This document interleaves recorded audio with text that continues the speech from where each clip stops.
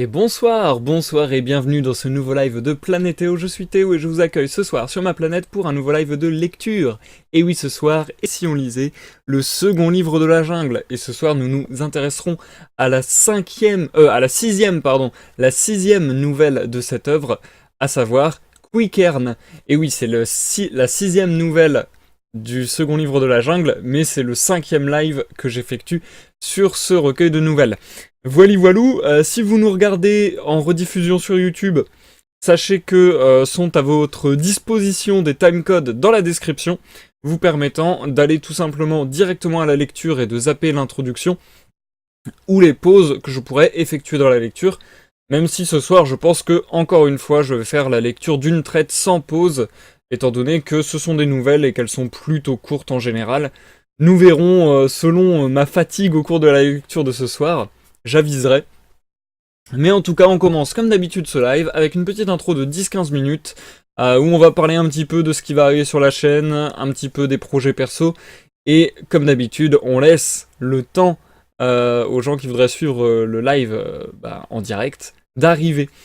Déjà, je commence ce live en remerciant Miari Laura. Merci Miari Laura pour le follow. Si je ne m'abuse, tu as follow hier dans la nuit, donc merci à toi Miari. Ça m'étonne toujours d'avoir des follow presque plus souvent en off qu'en on, mais bon, pourquoi pas. Merci Miari en tout cas, ça me fait extrêmement plaisir. Du coup, dans cette intro, de quoi vais-je vous parler ?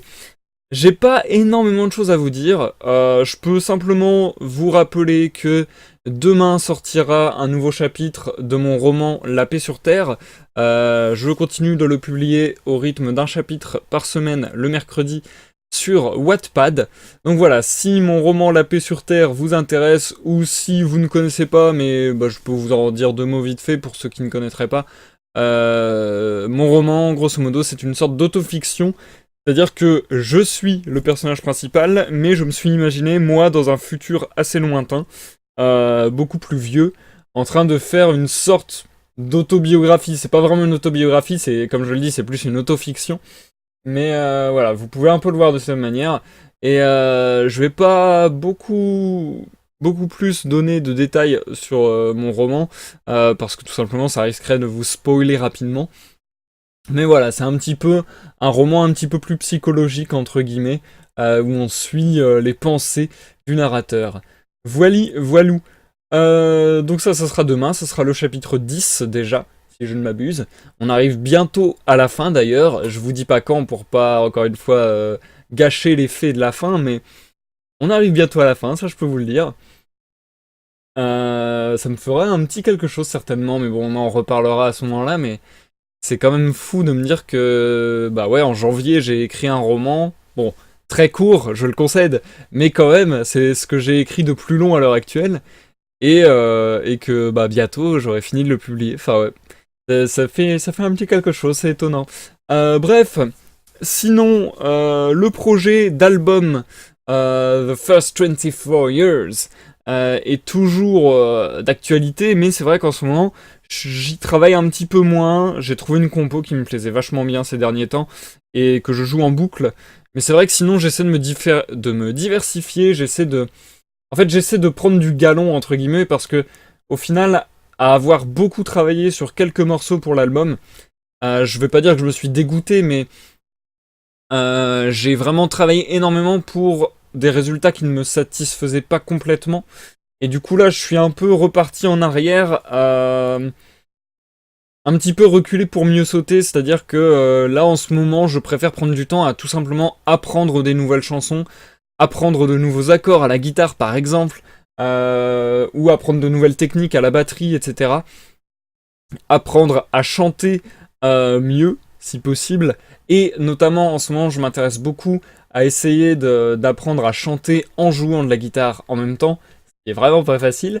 Bref, ça fait autant de petites choses que j'essaie d'acquérir au fur et à mesure du temps, et qui j'espère me permettront d'avoir du coup un album de meilleure qualité. Sinon, je continue quand même à y penser, bien entendu, puisque c'est quelque chose qui m'importe beaucoup et que j'aimerais vraiment faire cette année.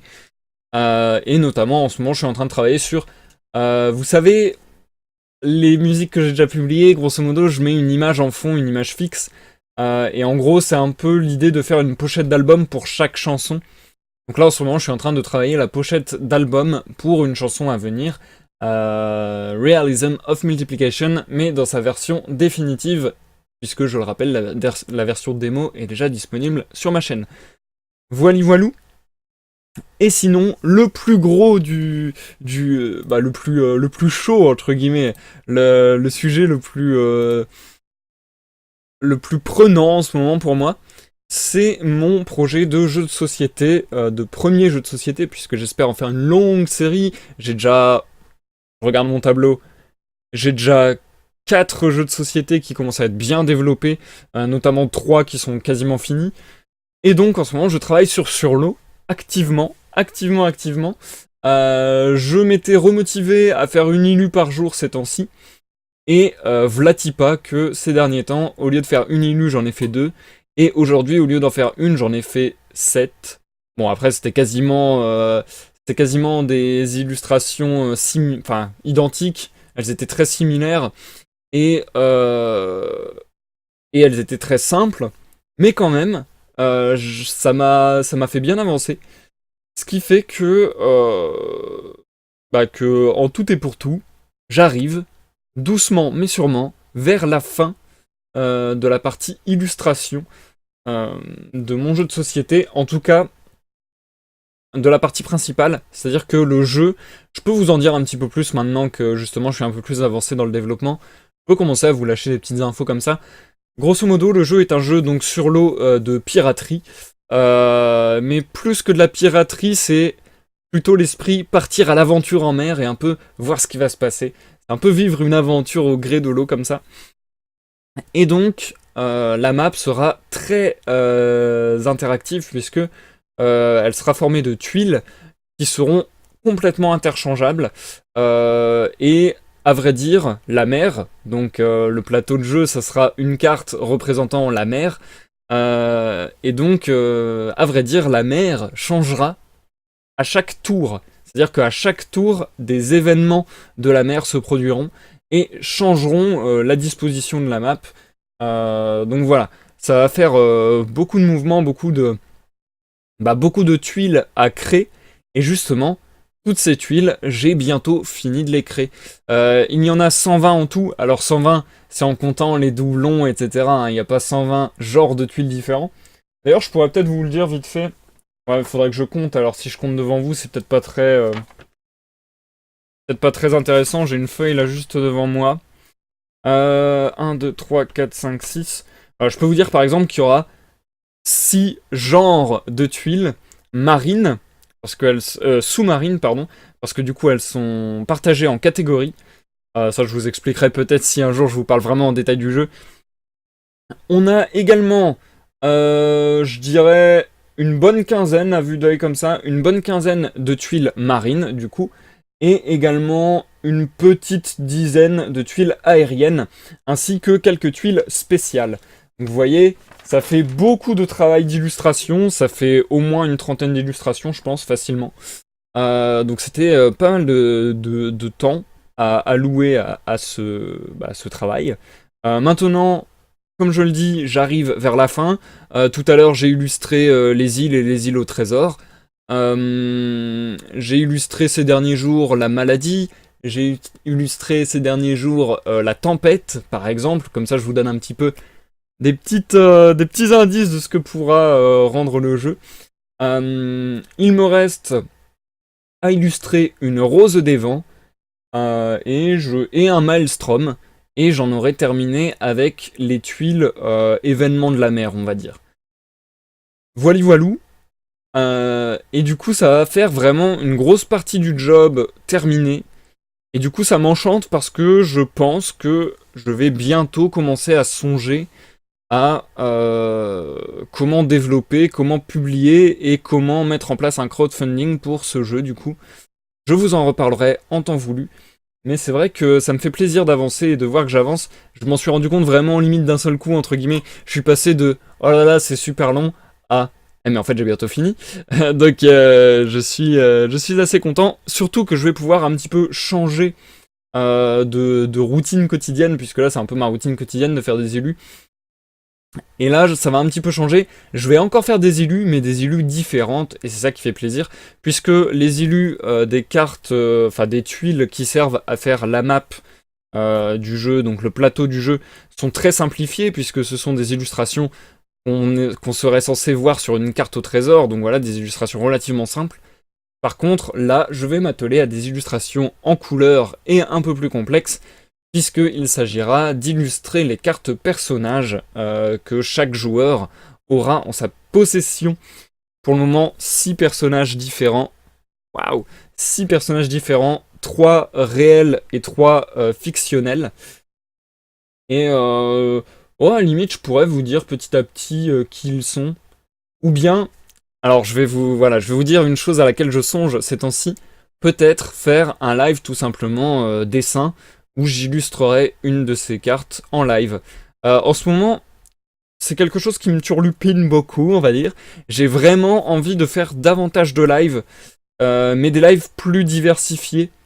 Je vous ai déjà fait des lives différents, des lives de lecture et des lives de découverte au fur et à mesure des années. Et en ce moment, c'est vrai que j'aimerais bien étoffer un petit peu le catalogue, entre guillemets. Et j'aimerais notamment faire des lives de JDR interactifs, comme je vous en avais parlé depuis très longtemps, mais c'est vraiment dur à organiser parce qu'il me faut à tout prix quelqu'un avec moi à chaque rendez-vous. Donc c'est un peu compliqué. Et puis quelqu'un avec qui je m'entends bien, etc., etc. Enfin voilà. C'est un peu plus compliqué que cela.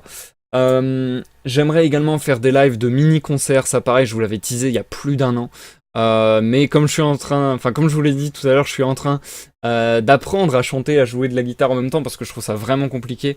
Et j'aimerais vraiment me perfectionner là-dessus avant d'éventuellement faire des lives de mini-concerts. Et du coup, peut-être faire des lives de dessin.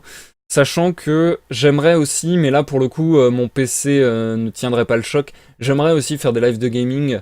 Je pense que si mon PC était capable de faire tourner, j'en ferais souvent en vrai des lives de gaming. Malheureusement à l'heure actuelle c'est pas possible. D'ailleurs, suite des épisodes précédents, mon PC qui était vraiment en piteux état ces derniers jours, miraculeusement depuis 2 jours va mieux, sans que j'ai rien changé, donc je vous avoue que je suis quand même pas rassuré. Je vous avoue que ça peut encore déconner à tout instant, donc ne prenez pas comme acquis que les lives poursuivent. Il se peut que j'arrête les lives d'un seul coup à cause de mon PC cassé, et il faudrait du coup que que j'ai le temps et l'argent, ce qui va être compliqué, d'en récupérer un avant de revenir en live. Par contre, le jour où j'aurai un nouveau PC, justement, j'essaierai de prendre un PC pas dégueu, pour pouvoir, entre autres, faire des lives de gaming, des lives de dessin, etc., etc. Et espérer peut-être vous proposer des choses un peu plus ambitieuses.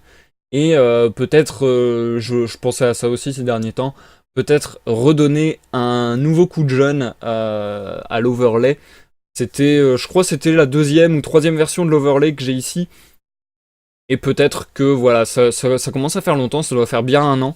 Donc peut-être que ça serait, même peut-être plus qu'un an. Hein. Ça fait peut-être 1 an et demi déjà. Waouh, ça va tellement vite.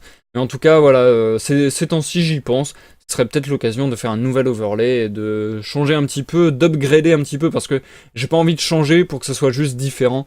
Si je change, j'aimerais qu'il y ait vraiment des choses fonctionnelles en plus. Donc voilà, je vais voir ce qui est possible de faire. Pour le moment, j'y songe. Donc c'est pas vraiment sur le point d'arriver, mais j'y songe et ça risque d'arriver surtout si je change de PC. Ce qui arrivera de toute manière, mais ça peut arriver autant dans 2 jours s'il me claque entre les doigts que dans 1 an si tout se passe bien et que j'arrive à le faire durer. Voilou, au final j'ai fait une intro relativement longue. Donc ce que je vous propose, c'est de ne pas tergiverser davantage et de directement se projeter dans la lecture de ce soir. Et ce soir, nous lirons la nouvelle Quickern, la 6e nouvelle du coup de ce recueil de nouvelles. Comme vous le savez, une nouvelle sur 2 dans le second livre de la jungle figure le personnage de Mowgli, ainsi que tous les autres personnages du livre de la jungle bien connus comme Bagheera, Kaa, Baloo, etc. Aujourd'hui, Quickern est une nouvelle qui ne figure pas Mowgli et tous ses personnages. Donc voilà, on part un peu pour des nouveaux horizons, pour de nouvelles contrées et de nouveaux personnages. Je vous avoue que limite, limite ça m'enjaille assez de me dire ah on va découvrir des nouvelles choses. Après on verra, si ça se trouve on va être déçu. Mais j'avoue que moi ça me plaît assez bien d'aller un petit peu voir de nouvelles zones entre guillemets. Sur ce, bah voilà, je vais me lancer. La nouvelle fait 30 pages, donc en vrai j'aurais pu faire une pause dans ma lecture. Mais je vais malgré tout essayer d'assurer la lecture en une partie. Donc je vais certainement douiller avec ma voix, mais je vais faire de mon mieux. Santé les amis au fait, pardon. Prenez à boire, à manger, détendez-vous. Si vous êtes dans les transports, faites attention à vous les amis. Et puis écoutez, on va démarrer sans plus attendre. Je vous souhaite à tous une bonne écoute, que ce soit sur le live Twitch ou que ce soit en rediffusion sur YouTube. Et je vous dis à tout à l'heure pour l'outro du live. À mon avis, on se retrouve d'ici au moins 40 minutes, si ce n'est plus proche d'une heure. Voilà, à tout à l'heure. Quickern. Les gens de la glace de l'Est, ils fondent comme neige. Ils prennent du sucre et du café des Blancs. Ils se rendent, tous les Blancs viennent. Les gens de la glace d'Ouest, ils volent et versent le sang. Ils portent leurs peaux aux trappeurs et vendent leurs âmes aux Blancs. Les gens de la glace du Sud, avec les baleiniers brocantes. Leurs femmes ont plus d'un ruban, plus d'un trou les toits de leurs tentes. Mais les gens de la vieille glace, aînés des golfes inconnus, leurs dards sont en os de narval, et devant eux, rien ne vit plus. Traduction. Il a les yeux ouverts. Il a ouvert les yeux. Regarde. Remets-le dans la peau. Ce sera un beau chien. À son 4e mois, tu... Oh punaise. Pardon. Je suis en train de totalement niquer la lecture. Oh, en vrai, je m'en veux tellement que je reprends au début. Tant pis. J'avais déjà lu pas mal, mais... Je reprends au début parce que là, je m'en veux terriblement. Bref, d'ailleurs, vous avez remarqué, je l'avais pas précisé, mais comme dans toutes les nouvelles du livre de la jungle, au début de la nouvelle, il y a un petit chant ou une petite règle de la jungle, et également à la toute fin de la nouvelle, à nouveau un petit chant, une petite leçon de vie, etc. Bref, je reprends, je suis désolé, j'ai vraiment... là, j'ai fail sur les 2 premières phrases de la nouvelle à proprement parler, donc je m'en veux, donc on reprend à zéro. C'est décidé. À tout à l'heure, bonne écoute à tous. Quickern. Les gens de la glace de l'Est, ils fondent comme neige. Ils prennent du sucre et du café des Blancs. Ils se rendent, tous les Blancs viennent. Les gens de la glace d'Ouest, ils volent et versent le sang. Ils portent leurs peaux aux trappeurs et vendent leurs âmes aux Blancs. Les gens de la glace du Sud, avec les baleiniers brocantes. Leurs femmes ont plus d'un ruban, plus d'un trou les toits de leurs tentes. Mais les gens de la vieille glace, aînés des golfes inconnus, leurs dards sont en os de narval, et devant eux rien ne vit plus. Traduction. Il a ouvert les yeux. Regarde. Remets-le dans la peau. Ce sera un beau chien. À son 4e mois, nous lui donnerons un nom. Et pour qui? Demanda Amorak. Les yeux de Kadlou firent le tour de la hutte de neige tapissée de peau et vinrent s'arrêter sur Kotuko, âgé de 14 ans, qui, assis sur le banc de repos, taillait un bouton dans une dent de morse. Pour moi? Kotuko, avec un large sourire. J'aurai besoin de lui un jour. Kadlou répondit par un autre sourire, qui fit disparaître ses yeux dans le gras de ses joues plates, et hocha la tête en regardant Amorak, tandis que la mère farouche du petit chien pleurnichait de voir son bébé se démener hors d'atteinte dans le petit sac de peau de phoque qui pendait bien au chaud au-dessus de la lampe à graisse. Kotuko continua de sculpter, et Kadlou, ayant jeté un paquet de harnais de chien dans une chambre minuscule qui s'ouvrait sur un des côtés de la maison, se mit en devoir d'enlever son lourd costume de chasse en peau de renne, le plaça dans un filet de fanon de baleine pendu au-dessus d'une autre lampe, et tomba sur le banc de repos, où il resta à taquiner un morceau de viande de phoque gelée, en attendant qu'Amorak, sa femme, apportât le dîner habituel de viande bouillie et de soupe au sang. Il était allé dès le matin à l'aube au trou de phoque, à 8 miles de là, et venait de rentrer avec 3 gros animaux. À mi-chemin du couloir ou tunnel de neige, long et bas, qui conduisait à la porte intérieure de la maison, on pouvait entendre un concert de jappements et d'aboiements. C'étaient les chiens d'attelage de son traîneau qui, après la besogne du jour, disputer les places chaudes. Lorsque les aboiements devinrent trop forts, Kotuko roula nonchalamment à bas du banc de repos et ramassa un fouet formé d'une souple poignée de baleine longue de 18 pouces et d'une courroie de 25 pieds lourdement tressée. Il plongea dans le couloir, où le vacarme devint tel qu'on eût dit que les chiens le dévoraient tout vif. Mais ce n'était rien de plus que leur bénédicité coutumier avant le repas. Lorsqu'il sortit en rampant à l'autre extrémité, une demi-douzaine de têtes fourrées le suivirent des yeux, tandis qu'il se dirigeait vers une sorte de potence faite d'une mâchoire de baleine, où la viande des chiens était accrochée. À l'aide d'un harpon muni d'un large fer, il fendit en gros morceaux la viande gelée et attendit, le fouet d'une main et la viande de l'autre. Chaque animal était appelé par son nom, les plus faibles d'abord, et malheur au chien qui devançait son tour, car la mèche effilée projetait l'éclair de sa lanière et faisait voler un pouce, ou peu s'en faut, de poils et de peau. Chaque bête se contentait de grogner, happer, s'étrangler en avalant sa part, et s'en retournait à la hâte dans le couloir, tandis que le jeune garçon, debout sur la neige dans l'incendie des lueurs boréales, distribuait sa justice. Le dernier à servir fut le gros conducteur noir de l'attelage, qui maintenait l'ordre parmi les chiens sous le harnais, et Kotuko lui donna double ration de viande et un coup de fouet en surplus. « Ah !» dit Kotuko en enroulant le fouet. « J'en ai sur la lampe un petit qui hurlera fort. Tarkpok, allez coucher !» Il rentra en rampant par-dessus le pêle-mêle des chiens, secoua de ses fourrures la poussière de neige avec le martinet de baleine qu'Amorak tenait pendu près de la porte, tapota la peau qui doublait le toit, pour en détacher les glaçons qui auraient pu tomber du dôme de neige, et se roula en boule sur le banc. Les chiens dans le couloir ronflaient et geignaient en dormant. Le dernier-né d'Amorak jouait des pieds, poussait et gargouillait au fond de l'épais capuchon de fourrure maternelle, et la mère du petit chien, nouvellement baptisé, reposait à côté de Kotuko, les yeux fixés sur le sac de peau de phoque qui pendait au chaud et à l'abri au-dessus de la large flamme jaune de la lampe. Et tout cela se passait loin, là-bas, dans le nord, au-delà du Labrador, au-delà du détroit d'Hudson, où les grandes marées crèvent la glace, au nord de la péninsule de Melville, au nord même des étroits passages de la Furie et de l'Éclat, sur le rivage septentrional de la terre de Baffin, où l'île de Bilotte se dresse au-dessus des glaces du détroit de Lancastre, comme un bol à pudding renversé. On ne connaît pas grand-chose plus haut que le détroit de Lancastre, sauf le Devon du Nord et la terre d'Ellesmere. Là même, cependant, vivent quelques habitants dispersés, porte à porte, pour ainsi dire, avec le pôle même. Kadlou était un Inuit, ce que vous appelleriez un Esquimau. Et sa tribu, composée en tout d'une trentaine de personnes, appartenait au Tununirmiut, le pays qui s'étend là-bas derrière quelque chose. Sur les cartes, cette côte désolée s'appelle Navy Board Inlet, mais le nom d'Inuit est meilleur, parce que ce pays gît en vérité derrière tout au monde.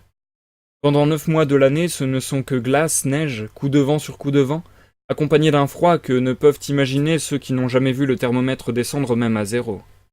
6 mois sur ces 9, il fait nuit, et c'est pour cela que le pays est si horrible. Pendant les 3 mois d'été, il ne gèle qu'1 jour sur 2, et chaque nuit.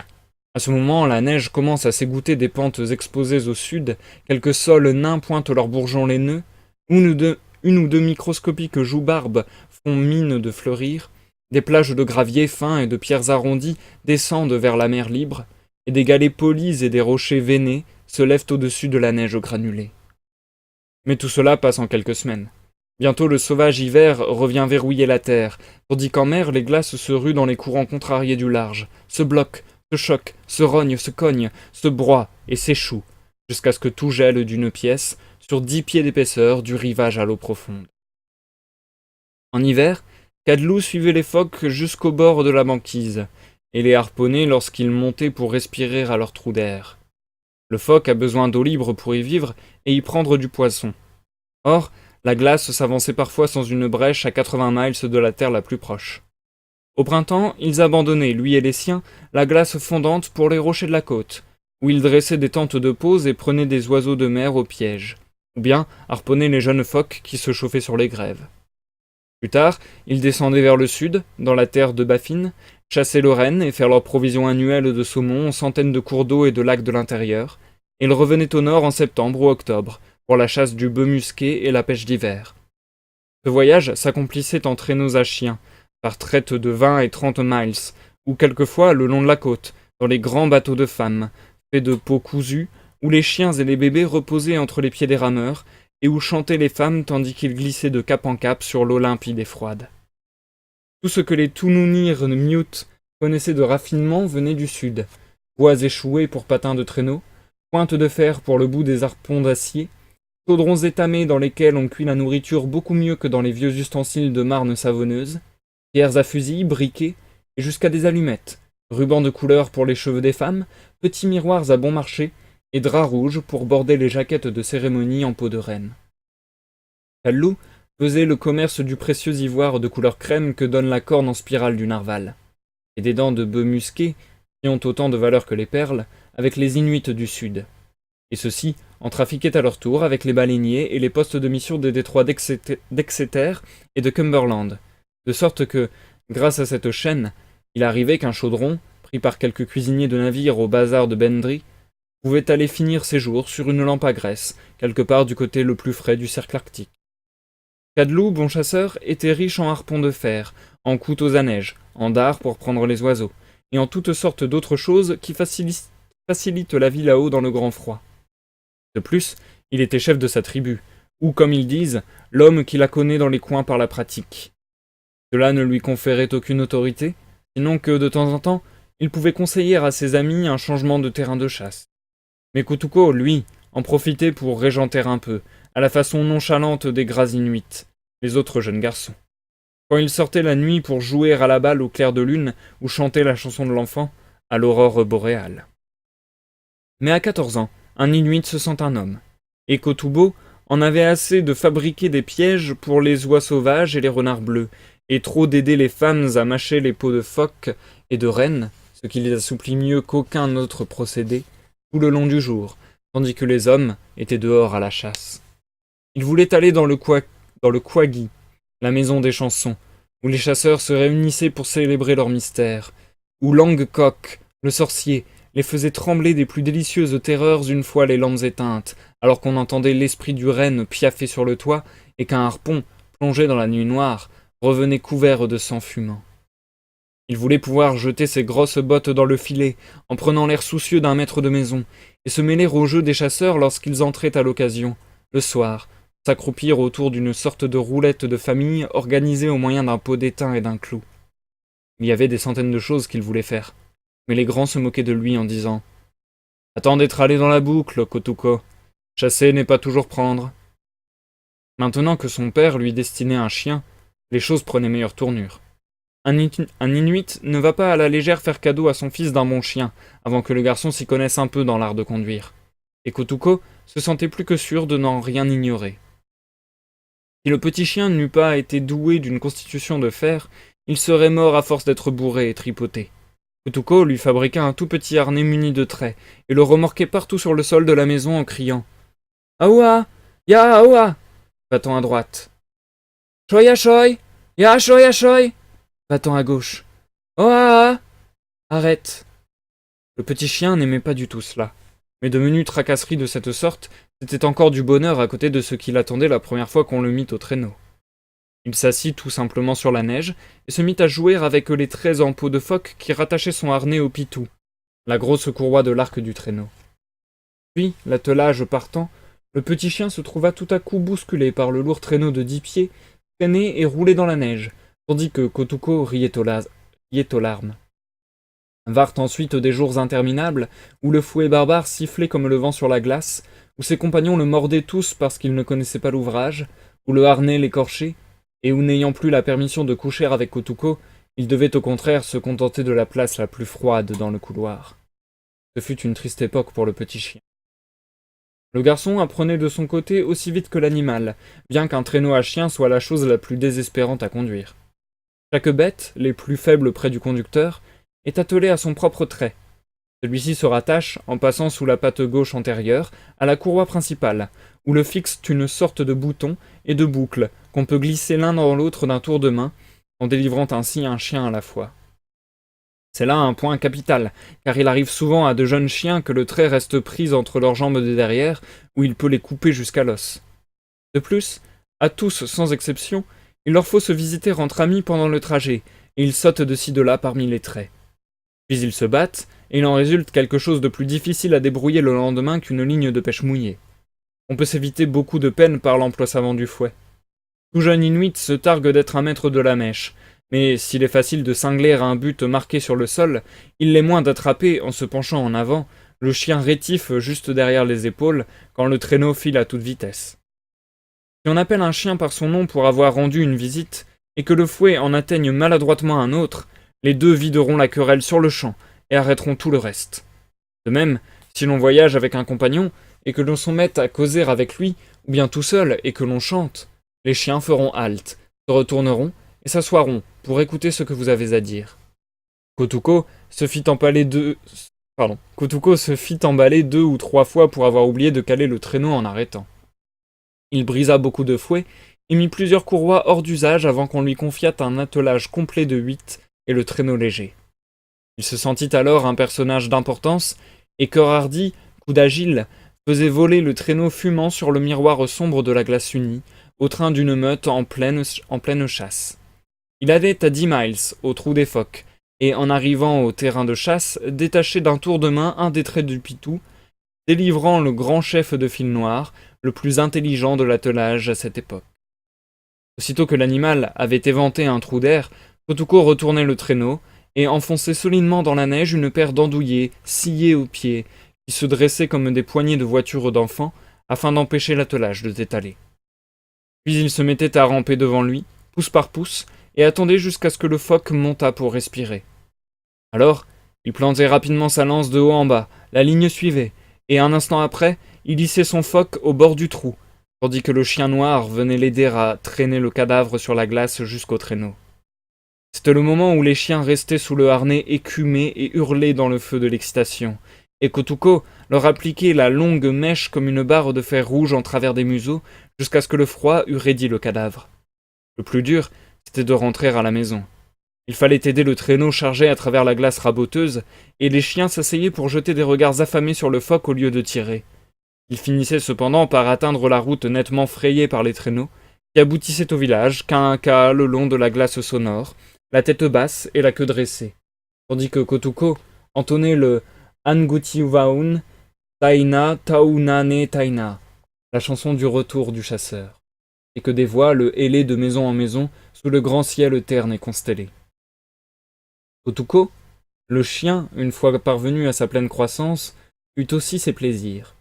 Il fit patiemment son chemin parmi les rangs de l'attelage, bataille par bataille, jusqu'à ce que, un beau soir, à l'heure du souper, il s'en prit au gros chef noir. Kotuko, le garçon, veillait au franc jeu, et le réduisit, comme ils disent, au rôle de second chien. De sorte que, promu à la longue courroie du chien de tête, il dut désormais courir à 5 pieds en avant de tous les autres, accepter le devoir strict de mettre le holà à toute bataille, sous les harnais comme ailleurs, et porter un collier de fil de cuivre très épais et très lourd. En certaines occasions, on lui donnait de la nourriture cuite à l'intérieur de la maison, et parfois on lui permettait de coucher sur le banc avec Kotuko. C'était un bon chien de phoque, et capable de mettre aux abois un bœuf musqué rien qu'à courir alentour et à lui japper au talon. Il osait même, ce qui pour un chien de traîneau est le dernier mot de la bravoure, il osait même tenir tête aux loups décharnés de l'Arctique, que tous les chiens du Nord, en règle générale, craignent entre tout ce qui court sur la neige. Lui et son maître, ils ne considéraient pas les chiens de l'équipage ordinaire comme une compagnie digne d'eux. Chassaient ensemble, jour et nuit, nuit et jour. Le jeune garçon sous ses fourrures et la bête jaune, œil étroit, croc luisant, féroce sous ses poils défaits. La seule occupation d'un Inuit est de se procurer des vivres et des peaux, pour lui et les siens. Les femmes transforment les peaux en vêtements, et à l'occasion aident à prendre au piège le petit gibier. Mais le soin d'assurer le gros de la nourriture, et ils mangent énormément, incombe aux hommes. Si la provision vient à manquer, il n'y a là-haut personne à qui acheter, mendier ou emprunter. Il ne reste qu'à mourir. Mais un Inuit ne songe pas à de tels malheurs, à moins d'y être forcé. Kadlou, Kotuko, Amorak et le petit gars qui jouait des pieds dans le capuchon de fourrure et mâchait des morceaux de graisse toute la journée, vivaient heureux ensemble comme aucune famille du monde. Ils appartenaient à une race très douce. Un Inuit se met rarement en colère et presque jamais ne frappe un enfant. Une race qui ne savait pas au juste ce que pouvait signifier le mot mentir et encore moins le mot voler. Se contentaient de harponner leur vie au cœur du froid cruel et sans espoir, d'échanger leurs bons sourires huileux, de raconter le soir d'étranges contes de fantômes et de fées, de manger à satiété, et de chanter l'interminable chanson des femmes. Amna ya ya amna. Le long des longues journées sous la lumière de la lampe, en raccommodant leurs vêtements et leurs équipements de chasse. Or, un terrible hiver tout les trahit.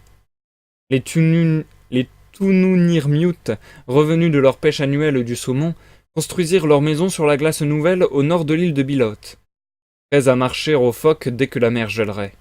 Mais l'automne fut précoce et sauvage. Tout septembre, durant des bourrasques continuelles soulevèrent Tout septembre durant, des bourrasques continuelles soulevèrent la glace unie, que les phoques préfèrent aux endroits où elle ne mesurait que 4 ou 5 pieds d'épaisseur, et la rejetèrent vers l'intérieur, amoncelant ainsi, sur 20 miles de large environ, une grande barrière de blocs déchiquetés en aiguilles, sur laquelle il était impossible de faire courir les traîneaux. Le bord de la banquise, d'où les phoques avaient coutume de pêcher en hiver, se trouvait à peu près 20 miles au-delà de cette barrière et hors d'atteinte pour les Tununirmiut. Malgré cela, ils auraient pu s'arranger pour passer péniblement l'hiver avec leurs provisions de saumon gelé, leurs conserves de graisse et le produit de la chasse au piège. Mais en décembre, un de leurs chasseurs tomba sur un toupie, une tente de peau, sous lequel il trouva, près d'une jeune fille presque morte, 3 femmes, dont les hommes étaient descendus avec elles de très loin dans le nord, et avaient été broyés dans leur petit kayak de chasse pendant une expédition à la recherche du narval à longue corne. Cadlou, naturellement, ne pouvait que répartir les femmes parmi les huttes du village d'hiver, car aucun Inuit n'oserait refuser un repas à un étranger. Il ne sait jamais si son tour ne viendra pas de mendier lui-même. Amorak prit la jeune fille, qui avait environ 14 ans, comme une sorte de servante en sa maison. À la coupe de son capuchon pointu et à la forme en as de carreaux de ses guêtres blanches en peau de reine, ils supposèrent qu'elle venait de la terre d'Ellesmer. Elle n'avait jamais vu auparavant de casseroles en étain, ni de traîneaux à patins de bois, mais elle ne semblait pas déplaire à Kotuko, le garçon, ni à Kotuko le chien. Puis tous les renards s'en allèrent vers le sud, et le glouton lui-même, ce petit voleur grognon et camard des neiges, ne se donna même plus la peine de suivre la ligne de pièges vides que Kotuko tendait. La tribu perdit 2 de ses meilleurs chasseurs, cruellement estropiés dans une lutte avec un bœuf musqué. Il en résulta un surcroît de travail pour le reste. Kotuko sortait, un jour après l'autre, avec un léger traîneau de chasse et 6 ou 7 de ses chiens les plus vigoureux, s'abîmant la vue à fouiller l'espace en quête d'une surface de glace unie, où quelques phoques auraient pu creuser un trou des vents.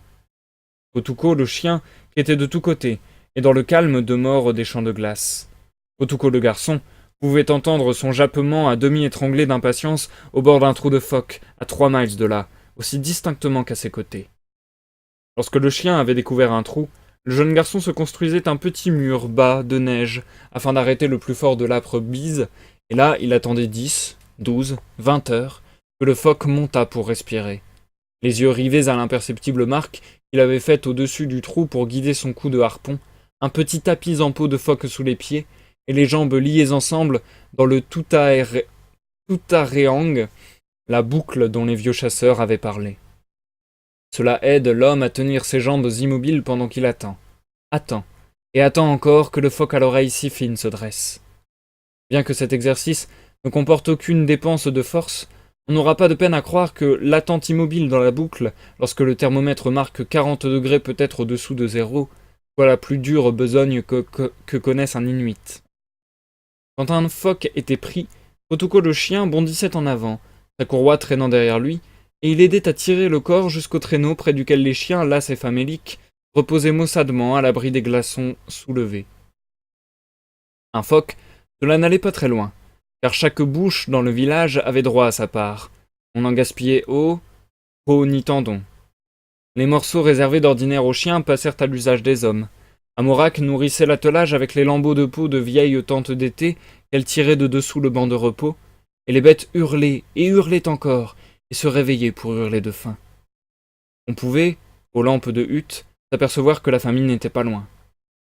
Lors des bonnes saisons, quand la graisse abonde, la flamme dans les vases en forme de bateau monte à 2 pieds de haut, joyeuse, grasse et jaune. Maintenant, elle avait 6 pouces à peine. Amorak rabattait avec soin du bout de son épingle le fumeron de la mèche quand une lueur inattendue brillait pour un moment, et les yeux de toute la famille suivaient sa main. L'horreur de la famine, là-haut dans le grand froid, est moindre que la peur de mourir dans les ténèbres. Tous les Inuits redoutent la nuit qui s'appesantit sur eux sans intervalle pendant 6 mois chaque année, et quand les lampes sont basses dans les maisons, les cerveaux des gens commencent à s'emplir d'inquiétude et de troubles. Mais on allait voir pire encore. Les chiens, mal nourris, jappaient et grondaient dans les couloirs, humant chaque nuit le vent âpre, leurs yeux flambant vers les froides étoiles. Pardon. Quand ils s'arrêtaient de hurler, le silence retombait massif et lourd comme un amas de neige contre une porte, et les hommes pouvaient entendre leur sang battre dans les étroits conduits de leurs oreilles, et les chocs sourds de leur propre cœur sonnant aussi haut que des tambours magiques battus sur la face des neiges. Une nuit, Kotuko le chien, qui s'était montré particulièrement maussade sous le harnais, se leva d'un saut et poussa sa tête contre le genou de Kotuko. Le garçon le caressa, mais le chien continuait de pousser d'un effort aveugle, tout en rampant. Alors, Kadlou s'éveilla, empoigna la lourde tête de loup et plongea son regard au fond des yeux vitreux. Le chien geignit, comme s'il avait peur, et se mit à grelotter contre les genoux de Kadlou. Les poils se hérissèrent sur son cou, et il commença à gronder comme si un étranger était à la porte. Puis il aboya joyeusement, et se roula par terre en mordillant, à la manière d'un petit chien, la botte de Kotuko. « Qu'est-ce que c'est » demanda Kotuko, qui commençait à avoir peur. « Le mal, » répondit Kadlou. « C'est le mal des chiens. » Kotuko le chien leva le nez et se mit à hurler de plus belle. « Je n'aurais jamais vu cela. Que va-t-il faire » demanda Kotuko. Kadlou haussa les épaules et traversa la hutte pour aller chercher son harpon poignard le plus court. Le gros chien le regarda, hurla encore, et plongea dans le couloir, tandis que les autres chiens s'écartaient de droite et de gauche pour lui faire large place. Dehors, sur la neige, il aboya furieusement, comme sur la trace d'un bœuf musqué, et tout en aboyant, sautant et gambadant, fut bientôt hors de vue. Son mal n'avait rien de l'hydrophobie, et n'était que simple démence. Le froid et la faim, et par-dessus tout l'obscurité l'avaient rendu fou. Et une fois que le terrible mal des chiens s'est manifesté dans un attelage, il s'étend comme une traînée de poudre. Le jour de chasse suivant, un autre chien tomba malade, et fut tué sur place par Kotuko, pendant qu'il mordait et se débattait parmi les traits. Puis le second chien noir, qui avait été jadis le conducteur, donna tout à coup de la voix sur une trace de reine imaginaire, et en un tour de main, délivré du pitou, sauta aussitôt à la gorge, d'un bloc de glace, et disparut au galop, comme avait fait son chef, le harnais sur le dos. Après cela, personne ne voulut plus sortir les chiens. On en avait besoin pour autre chose désormais, et ils savaient pourquoi. Et bien qu'à la tâche et nourris à la main, leurs yeux étaient remplis de désespoir et de crainte. Pour tout empirer, les vieilles femmes commencèrent à raconter des histoires de revenants, et à dire qu'elles avaient rencontré les âmes des chasseurs morts, ceux qu'on avait perdus à l'automne, qui prophétisaient toutes sortes d'horribles choses. Kotuko s'affligeait plus de la perte de son chien que de tout le reste, car bien qu'un Inuit mange énormément, il sait jeûner aussi.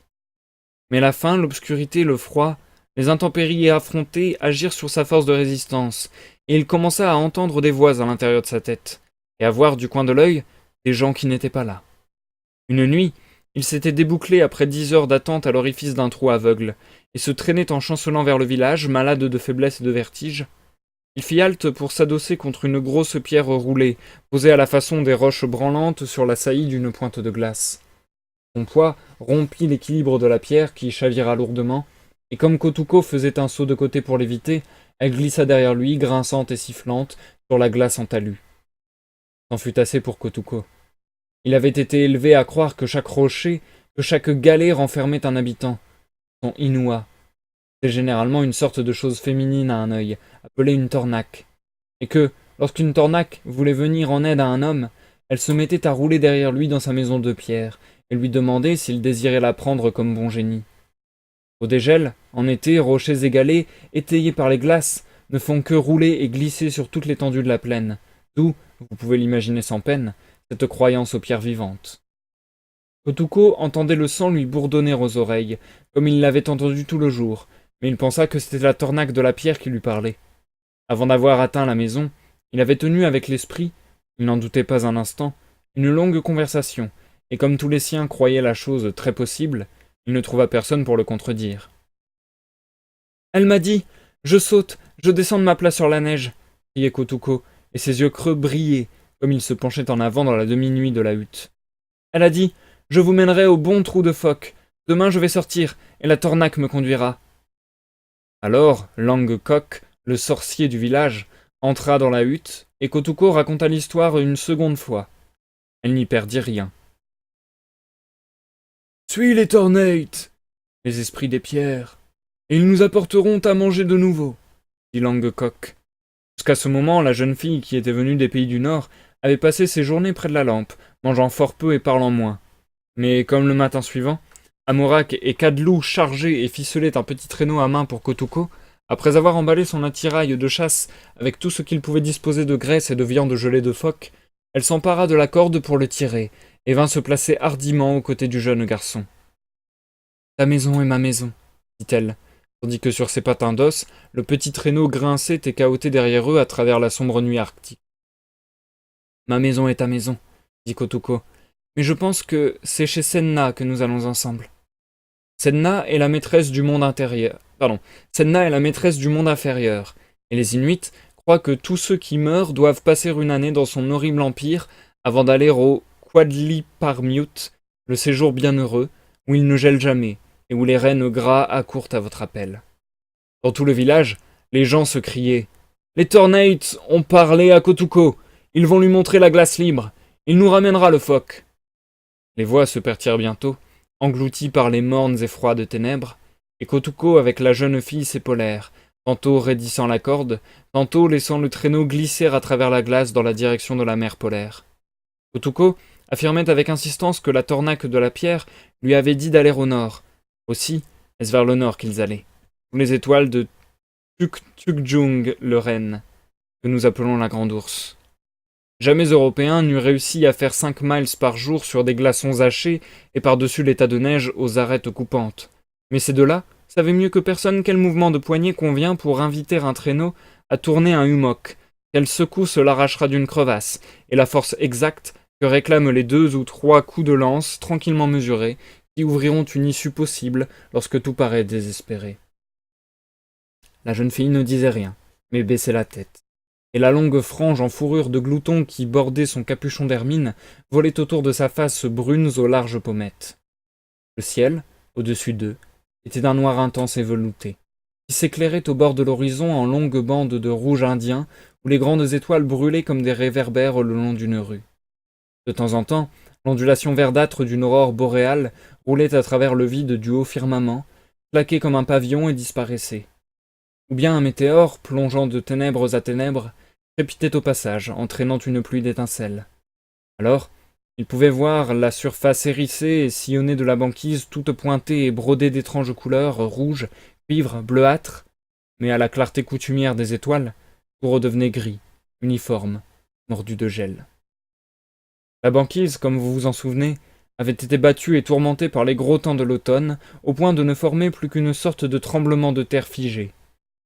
Ce n'étaient que goulets et ravins, ou pareils à des sablonnières creusées dans la glace, blocs de glaçons épars ne formant plus qu'un avec la surface primitive de la banquise, pustules de vieilles glaces noires qu'une tempête avait refoulées sous la banquise et qui émergeaient de nouveau, galets de glaces arrondis, saillies de glace taillées en scie par la neige qui vole devant la bise, et creusements de fosses où de 30 à 40 acres s'étendaient à 5 ou 6 pieds plus bas que le niveau du reste du terrain. À courte distance, on eût pu prendre les blocs pour des phoques ou des morses, des traîneaux renversés, ou des hommes en expédition de chasse, ou même pour le grand ours blanc fantôme à 10 pattes en personne. Mais, en dépit de ces formes fantastiques, toutes comme sur le point de prendre vie, on n'entendait pas un bruit, ni même le plus faible écho d'un bruit.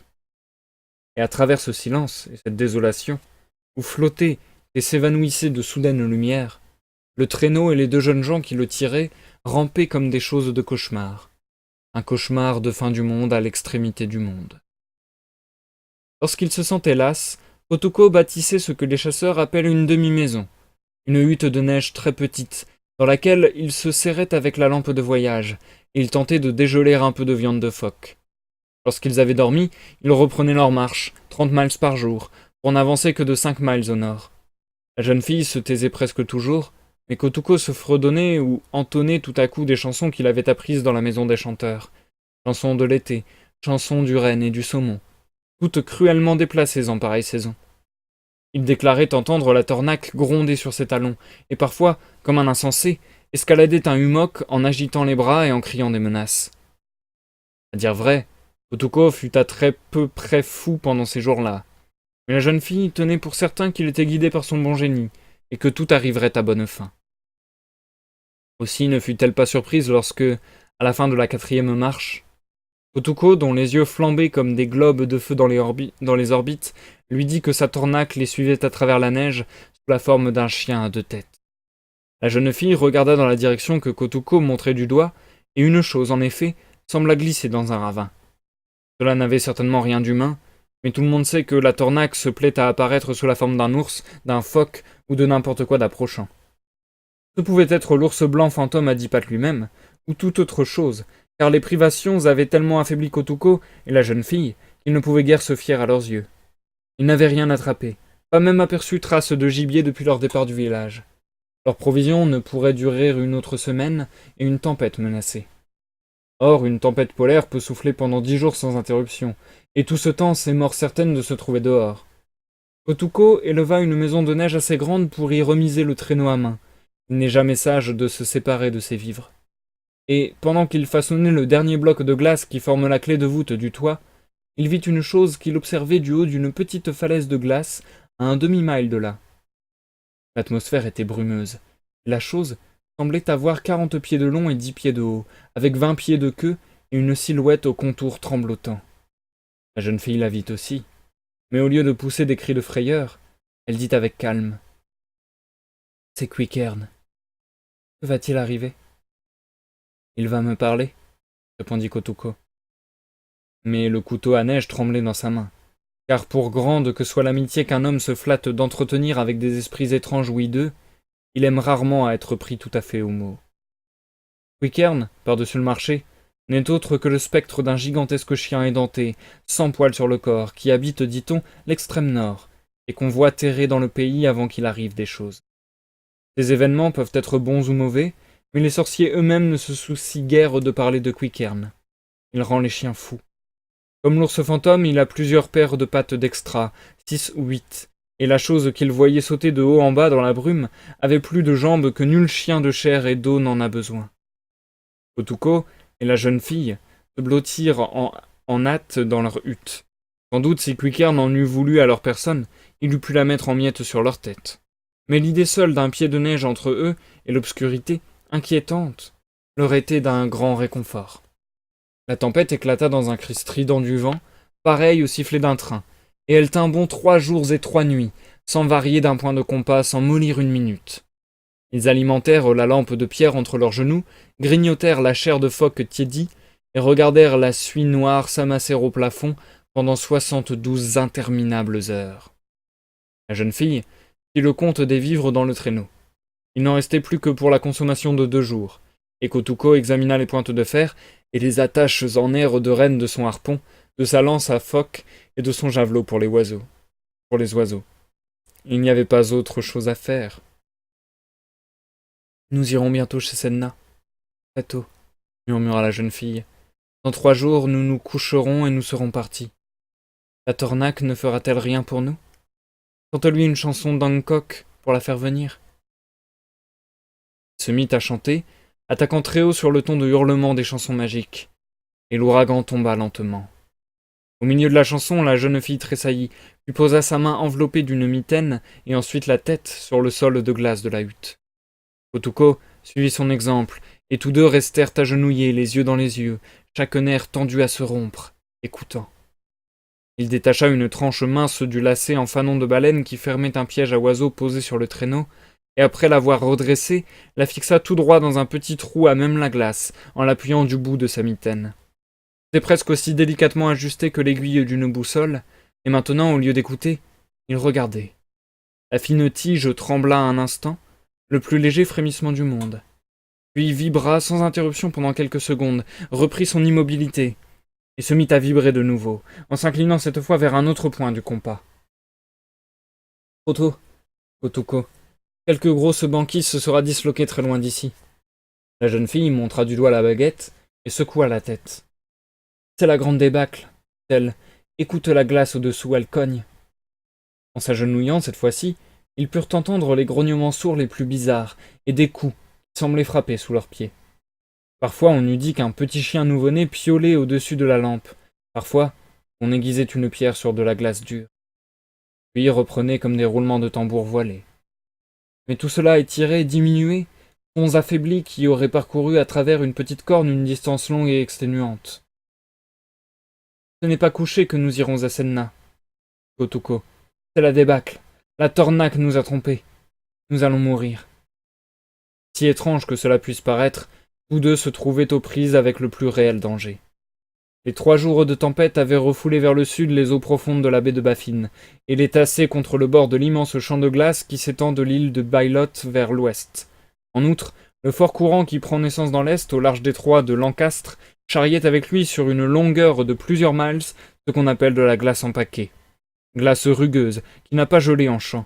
Et ces paquets étaient en train de bombarder la banquise, en même temps que l'ébranler et la miner la houle, et le flux d'une mer soulevée par la tempête. Les bruits auxquels Kotoko et la jeune fille avaient prêté l'oreille étaient les échos affaiblis de cette lutte à 30 ou 40 miles de là, et c'était au choc de cette lutte que tremblait la petite tige indiscrète. Or, comme le disent les Inuits, lorsqu'une fois la glace se réveille après son long sommeil d'hiver, personne ne sait ce qui peut arriver, car la massive banquise change de forme presque aussi vite qu'un nuage. La tempête était évidemment une tempête de printemps, lâchée hors de saison, et tout devenait possible. Cependant, les 2 jeunes gens se sentaient, en leur fort intérieur, moins malheureux qu'auparavant.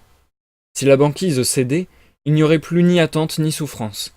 Les esprits, les lutins et le monde des sorciers erraient sur la glace convulsée, et tous deux allaient pénétrer peut-être dans le domaine de Senna, côte à côte, avec toutes sortes de choses sauvages encore dans l'éclat de leur exaltation. Quand ils quittèrent la hutte après la tempête, le bruit grandissait à l'horizon d'une façon continue, et la glace compacte gémissait et bourdonnait tout autour d'eux. « C'est encore là, Kotoko. » Au sommet d'un hummock se tenait, couché ou tapis, la chose à 8 pattes, qu'ils avaient vue 3 jours auparavant, et elle hurlait horriblement. « Suivons, dit la jeune fille. Peut-être connaît-il quelque route qui ne mène pas à Senna. » Mais elle chancela de faiblesse en prenant la corde pour tirer le traîneau. La chose s'éloignait lentement et pesamment le long des crêtes, en se dirigeant toujours vers l'ouest, et la terre, et ils le suivirent, tandis que le grondement de tonnerre sur le bord de la banquise roulait de plus en plus près. La lèvre de la banquise se fendait et se crevassait dans toutes les directions sur 3 ou 4 miles de profondeur, et de grandes mottes de glace de 6 pieds d'épaisseur et de quelques yards à 20 acres carrés, cahotaient, plongeaient, écumaient l'une contre l'autre et contre la banquise encore intacte, tandis que la lourde houle entrait, poussait et fusait dans leurs intervalles. Ces béliers de glaçons formaient, pour ainsi dire, la première armée que la mer lançait à l'assaut de la banquise. Le fracas et les chocs incessants de ces blocs de glace couvraient presque les grincements des feuillets de glace brutes glissés tout d'une pièce sous la banquise, comme des cartes poussées brusquement sous un tapis de table. En eau peu profonde, ces feuillets s'empilaient l'un par-dessus l'autre, jusqu'à ce que celui-ci... En eau peu profonde, ces feuillets s'empilaient l'un par-dessus l'autre, jusqu'à ce que celui du fond touchât la vase à 50 pieds de profondeur. Et les lames décolorées assaillaient la glace bourbeuse, jusqu'à ce que la pression croissante finît par entraîner de nouveau tout en avant. En plus de la banquise et de la glace en paquets, la tempête et les courants amenaient de véritables icebergs, des montagnes de glace flottantes, arrachées aux côtes groenlandaises et au rivage septentrional de la baie de Melville. Elles avançaient solennellement, broyant tout sur leur passage, parmi l'écume blanchissante, et arrivaient sur la banquise comme une flotte d'autrefois, toute voile dehors. Mais un iceberg, prêt, en apparence, à balayer le monde devant lui, échouait piteusement, chavirait, soudain pataugeant dans une mousse d'écume boueuse et dans un enveloppement d'embrun glacé, tandis qu'un autre, beaucoup plus petit et moins élevé, éventrait et chevauchait la banquise plate, rejetant de part et d'autre des tonnes de déblais et ouvrant une entaille d'1 mile avant de s'arrêter. Quelques-uns tombaient comme des glaives, entaillant des canaux aux berges coupantes, d'autres éclataient en grêle de blocs pesant chacun des vingtaines de tonnes, tournoyaient et clamaient parmi les hummocks. D'autres encore, en touchant, se dressait d'un élan hors de l'eau, se tordait comme de douleur, et retombait sur le flanc d'une masse, tandis que la mer poudroyait par-dessus leurs épaules. Le travail de la glace, foulée, tassée, fléchie, bouclée, arc-boutée, sous toutes les formes possibles, continuait à perte de vue le long de la ligne nord de la banquise. Du point où se trouvaient Kotuko et la jeune fille, le chaos ne formait en apparence qu'une ondulation incertaine et rampante au ras de l'horizon. Mais elle se rapprochait à chaque instant, et il pouvait entendre très loin du côté de la terre un sourd grondement pareil à celui d'une artillerie au fond d'un brouillard. Cela signifiait que la banquise refoulée s'écrasait contre les falaises d'acier de l'île de Bilote, la terre là-bas, au sud, derrière eux. Pareille chose ne s'est jamais produite, dit Kotuko en ouvrant les yeux de stupeur. Ce n'est pas l'époque. Comment la banquise peut-elle céder maintenant? Suis cela, cria la jeune fille, en désignant de la main la chose qui, moitié boitant, moitié courant, fuyait, affolée devant eux. Ils suivirent en allant le traîneau à main, tandis que de proche en proche gagnait l'assaut des glaces mugissantes. À la fin, les champs qui les entouraient se mirent à craquer et s'étoiler dans tous les sens, les crevasses à s'ouvrir et se refermer comme des mâchoires de loup. Mais à l'endroit où la chose se tenait, sur une éminence formée de vieux blocs de glace épars et haute d'une 50aine de pieds, il ne se produisait aucun mouvement. Kotuko bondit impétueusement de l'avant, tirant la jeune fille derrière lui, et rampa jusqu'au pied du tertre. La glace causait de plus en plus haut autour d'eux, mais le tertre tenait bon. Et comme la jeune fille levait les yeux vers son compagnon, celui-ci dressa son coude droit et le projeta en avant, faisant ainsi le geste par lequel un Inuit désigne la terre sous la forme d'une île. Et c'était la terre, en effet, où la chose boiteuse à 8 pattes les avait conduits. Quelques îlots du large à pointe de granit et à grève de sable, ferrés, gainés et masqués de glace au point que nul homme n'aurait pu le distinguer de la banquise. Mais là-dessous, c'était la terre ferme et non plus la glace mouvante. Le brise et le rebondissement des glaçons, lorsqu'ils touchaient terre et volaient en éclats, en marquaient le contour, et un banc de sable ami s'avançait vers le nord et faisait dévier l'élan des glaces les plus lourdes, exactement comme un soc de charrue retourne la glèbe. Il y avait à craindre, sans doute, qu'un champ de glace fortement pressé remontât la grève d'un élan subit, vint raser la racine de l'îlot, et l'emporta d'un coup. Mais cela ne troublait ni Kotuko ni la jeune fille, tandis qu'ils construisaient leur maison de neige et se mettaient à manger parmi le tumulte des glaces qui dansaient le long du rivage martelé. La chose avait disparu, et Kotuko, accroupi auprès de la lampe, parlait avec exaltation de son pouvoir sur les esprits, quand au milieu de ces paroles égarées, la jeune fille se mit à rire et à se balancer d'arrière en avant. Derrière son épaule, 2 têtes, l'une jaune et l'autre noire, s'introduisaient au ras du sol de la hutte, les têtes des 2 chiens les plus déconfits, les plus penauds qu'on ait jamais vus. L'une appartenait à Kotuko, le chien, et l'autre au conducteur noir.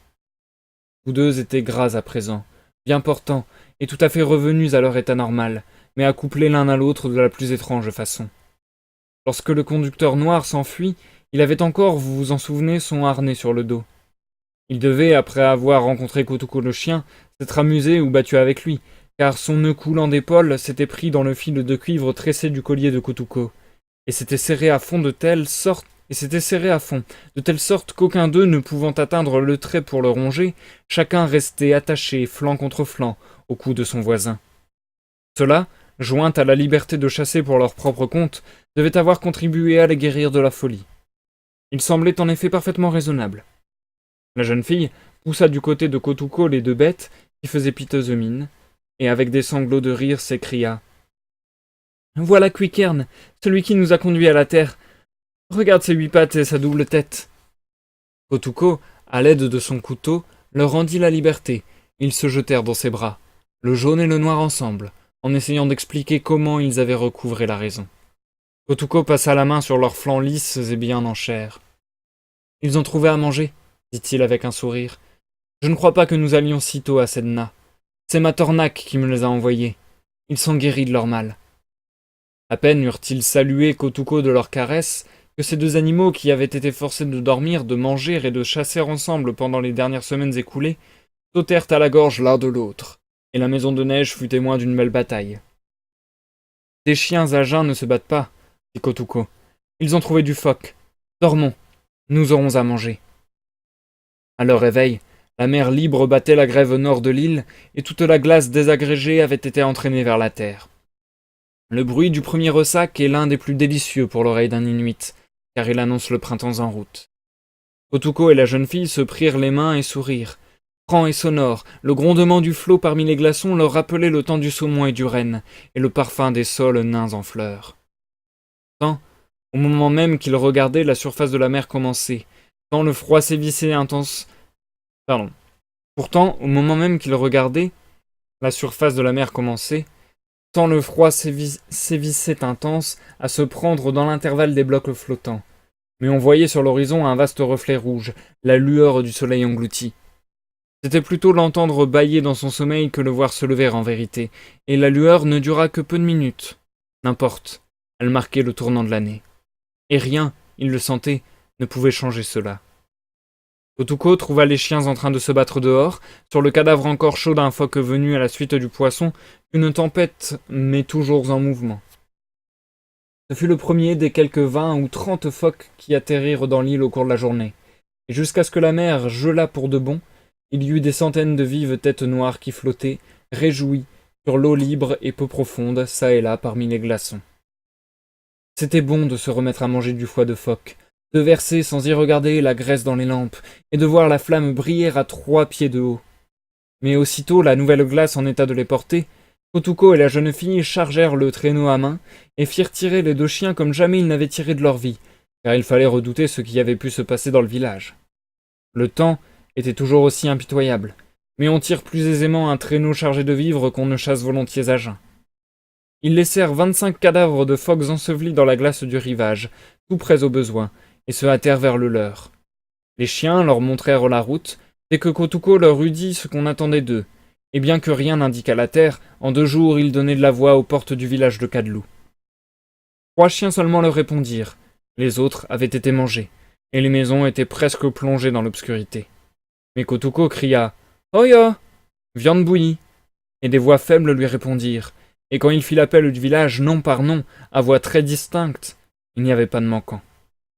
1 heure plus tard, les lampes flambaient dans la maison de Kadlou, la neige fondue tiédissait dans le feu, les pots commençaient à mijoter doucement, et la neige dégoûtait du toit, pendant qu'Amorak préparait un repas pour tout le village, que le dernier-né mâchait une tranche de fine graisse à goût de noisette, que les chasseurs, avec lenteur et méthode, s'emplissaient de viande de phoque jusqu'au gosier. Kotuko et la jeune fille racontèrent leur histoire. Les 2 chiens étaient assis entre eux, et chaque fois que revenait leur nom, chacun dressait une oreille et prenait l'air aussi honteux que possible. Une fois qu'un chien a été fou et qu'il a recouvré la raison, il est pour toujours à l'abri de nouvelles attaques. Ainsi, la tornade ne nous a pas oubliés, dit Kotuko. La tempête a soufflé, la glace s'est rompue, et le phoque est venu derrière le poisson qu'effrayait la tempête. Maintenant, les nouveaux trous de phoques ne sont pas à 2 jours d'ici. Que les bons chasseurs sortent demain et rapportent les phoques que j'ai harponnés, 25 ensevelis dans la glace.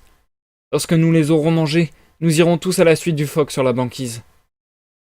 Et vous, que faites-vous ? Demanda le sorcier du village, sur le ton particulier qu'il employait pour s'adresser à Kadlou, le plus riche des Tununirmiut. Kadlou regarda la jeune fille des pays du Nord et répondit avec calme. Nous autres, nous construisons une maison.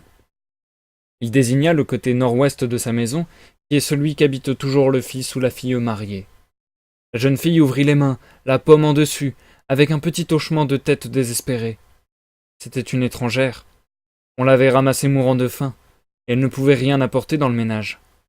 Amorak sauta en bas du banc où elle était assise et se mit à empiler toutes sortes de choses sur les genoux de la jeune fille. Lampes de pierre, racloirs à peau, chaudrons d'étain, peaux de renne bordées de dents de bœuf musquées et de vraies aiguilles à voile, telles qu'en emploient les marins, la plus belle dot qu'on eût jamais donnée aux confins extrêmes du cercle arctique.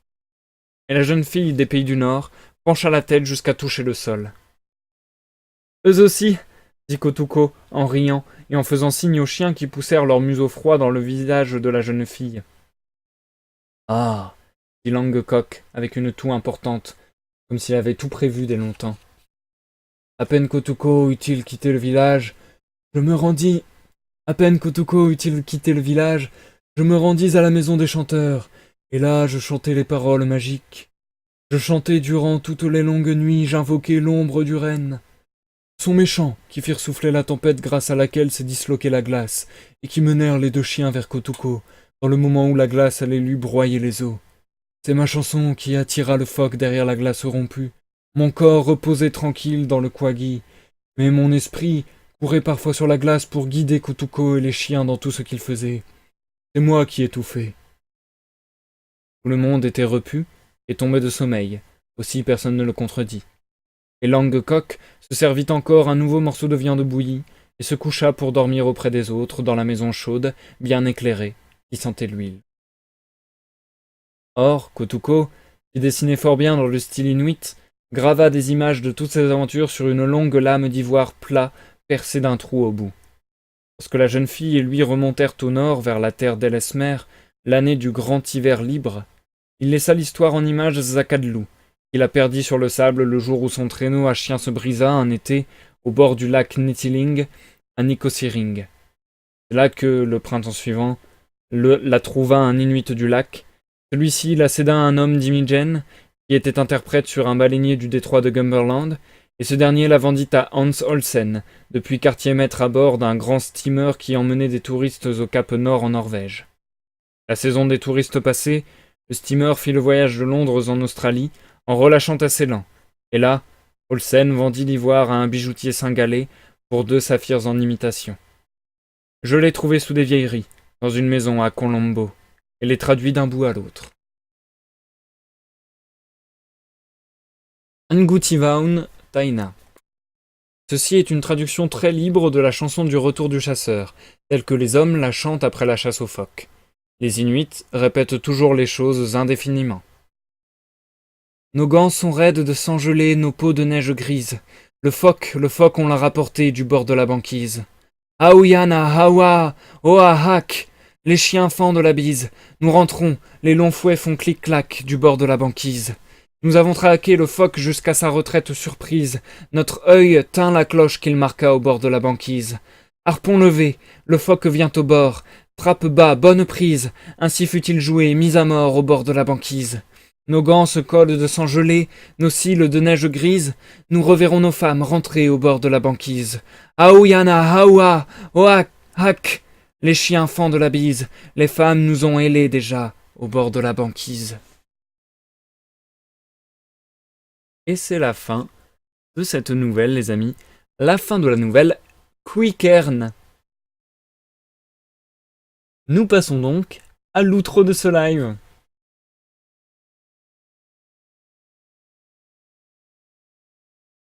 Et du coup, bonsoir Wakina, merci de me faire un petit coucou, ça fait plaisir. Je me sens un peu moins seul sur ce live, décidément. En ce moment, je m'en plains pas.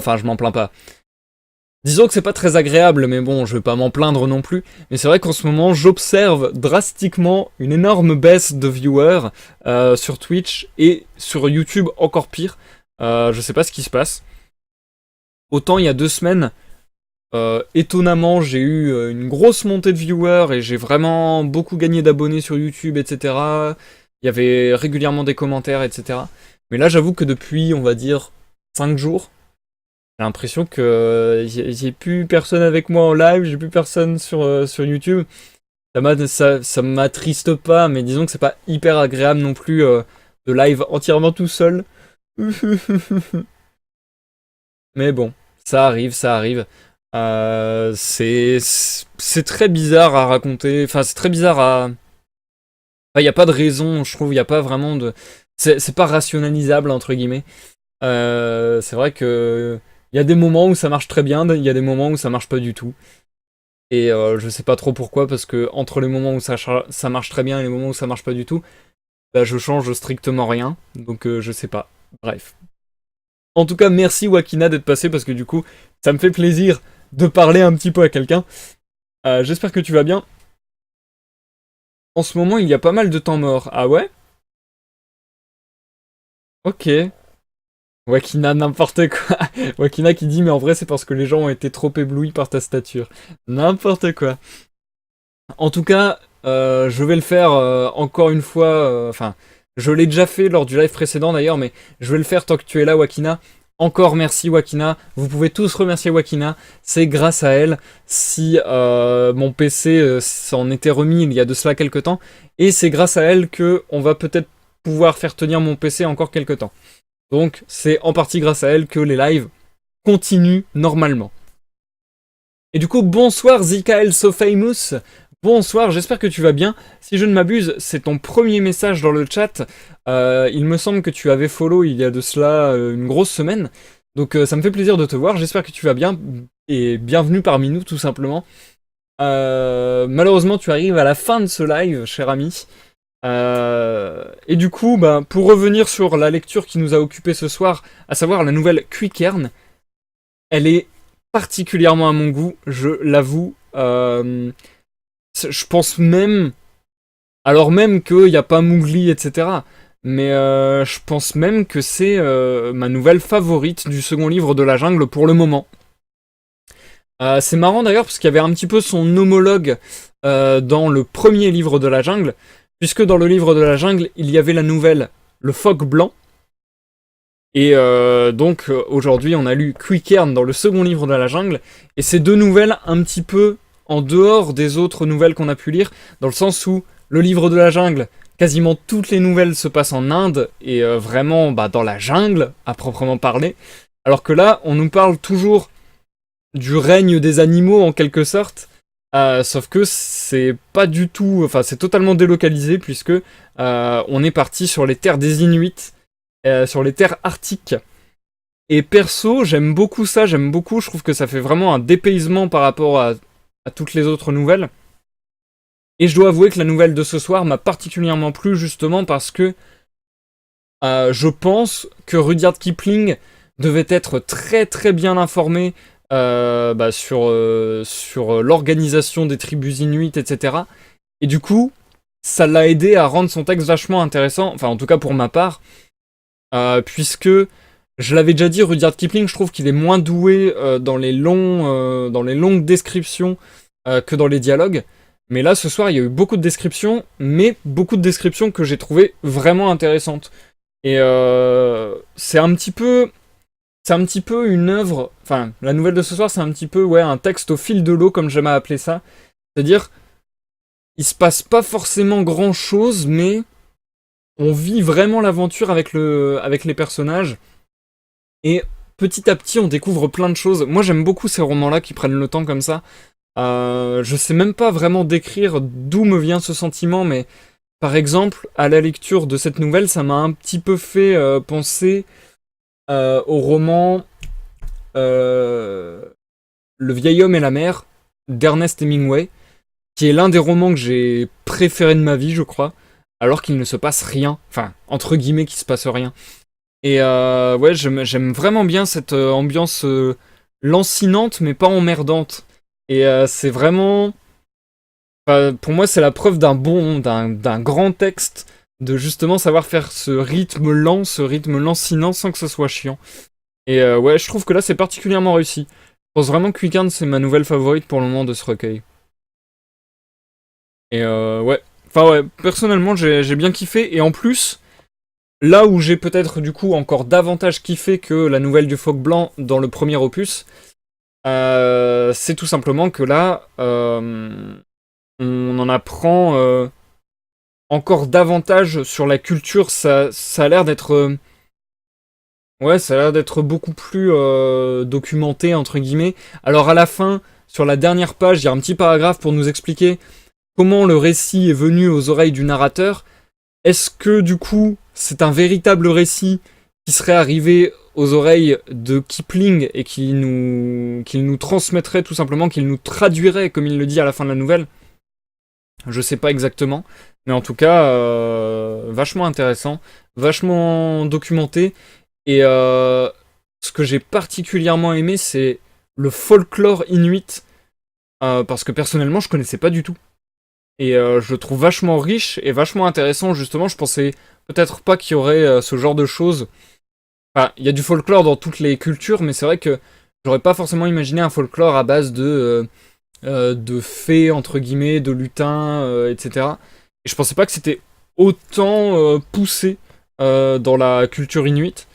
Et j'ai trouvé ça vachement intéressant, que ce soit le Quickern, que ce soit l'ours blanc à 10 pattes, quelque chose comme ça, que ce soit les fées qui vivent dans les rochers, comment ils s'appellent déjà?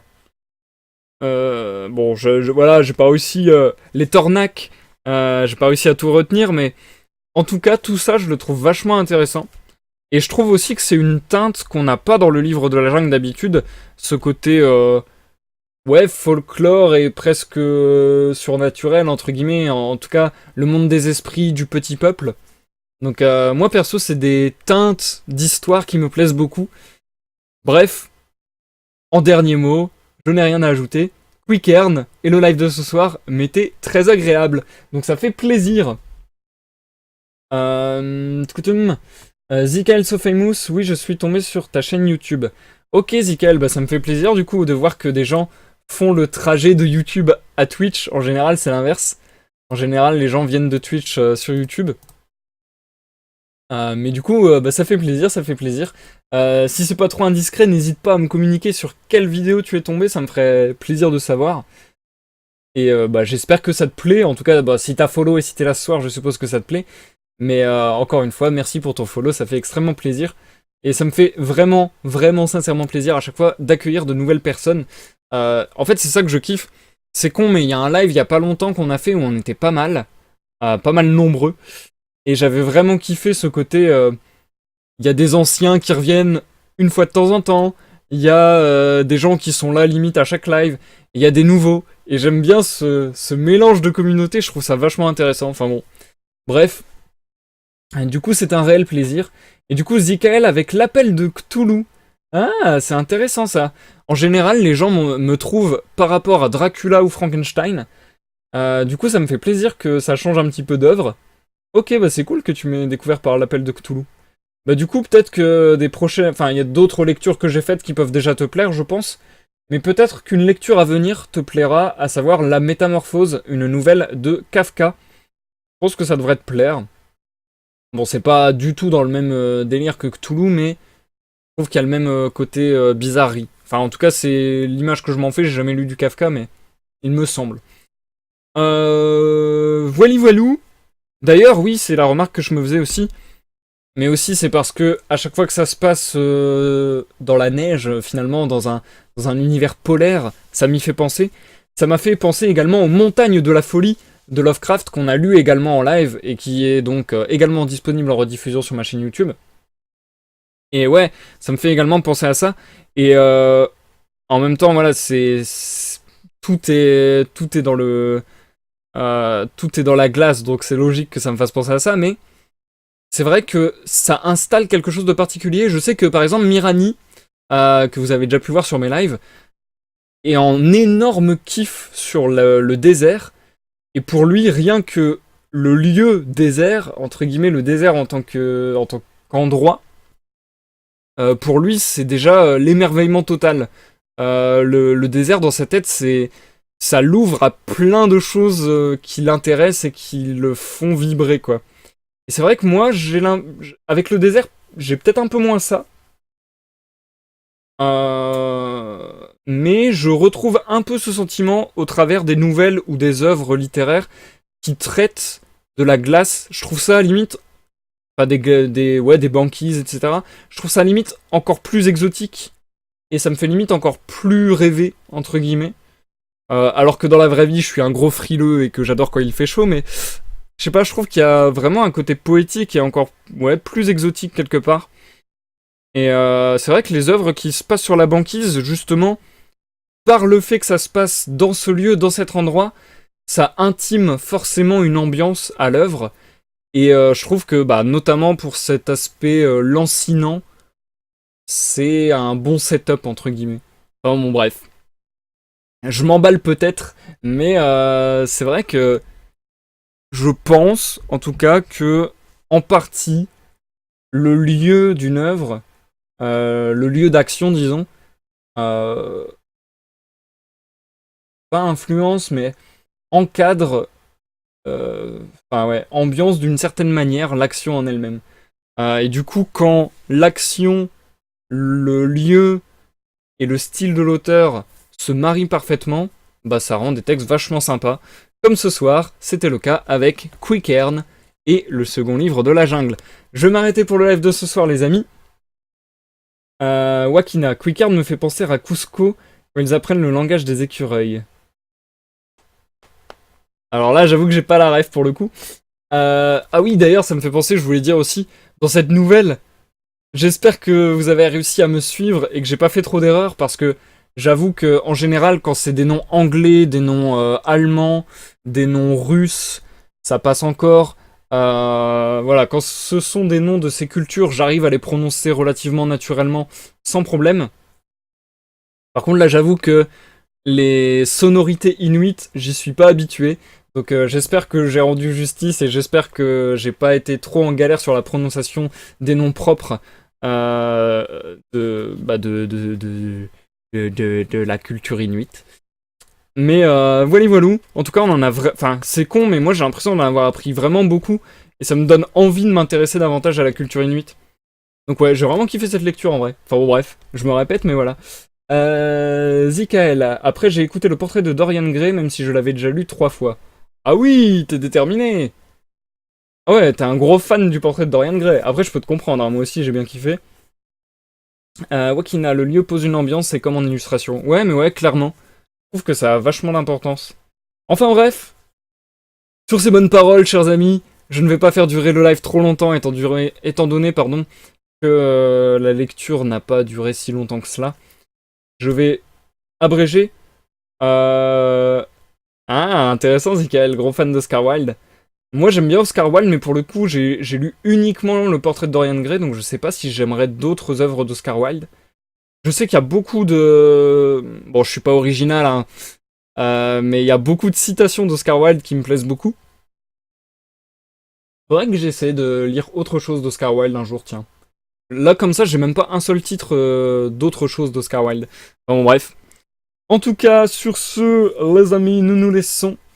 On est mardi, donc je peux vous donner le planning des lives à venir. Vendredi 22 mars à 21h, nous lirons la nouvelle Chien Rouge. Dimanche 24 mars à 21h, nous effectuerons un live de découverte sur l'univers de League of Legends avec une nouvelle. Alors je me rappelle plus le titre de la nouvelle, mais la nouvelle est en lien au champion Diana et donc au Montargon. Le mardi 26 mars à 21h, nous lirons la nouvelle La course de printemps. Et ça sera le dernier live sur le second livre de la jungle. Donc dans une semaine, on aura terminé cette œuvre. Et ensuite, on enchaînera, je vous l'avais dit depuis quelque temps, avec une pause. À savoir que le vendredi 29, oui c'est ça, je n'effectuerai pas de live. Et il y a des chances que je saute aussi le live du dimanche 31, voire le live du mardi 2. Mais bon, je vous en dirai davantage quand on y sera. Sachez juste que la semaine prochaine, pour le moment, c'est bien parti pour qu'il n'y ait qu'un live mardi. Voilou. Cette fois-ci, j'ai vraiment dit tout ce que j'avais à dire. N'hésitez pas, demain... Surtout des pièces de théâtre. Je savais même pas qu'Oscar Wilde avait écrit du théâtre, sérieux. Je me sens inculte, là. Ok, je savais pas du tout qu'Oscar Wilde avait écrit des pièces de théâtre. Ok. Bah, super cool. Mais du coup, ça me rend curieux d'en lire, quoi. Ok. Bref, du coup, je mets fin à ce live, les amis. C'était vraiment cool de parler avec vous. Merci Zikael de nous avoir rejoints, ça m'a fait extrêmement plaisir de te rencontrer et d'avoir pu dialoguer avec toi. Merci Wakina de ne pas m'avoir laissé tout seul lors de ce live, c'est très gentil. Et si vous avez un petit peu de temps devant vous et que vous voulez découvrir un roman, n'hésitez pas, demain je mets en ligne le 10e chapitre de mon roman sur Wattpad, à savoir La paix sur terre. Voilou, c'était la petite pub vite fait. Et du coup, ce sera avec plaisir que je t'accueillerai au prochain live, Zikael. 21h, vendredi. Comme d'habitude. Merci à vous deux d'avoir été là. J'espère que vous passerez une bonne soirée, une bonne nuit. Je vous souhaite à tous une bonne soirée et une bonne nuit. Et je vous dis à la prochaine pour une prochaine découverte ou une prochaine lecture. Bye bye!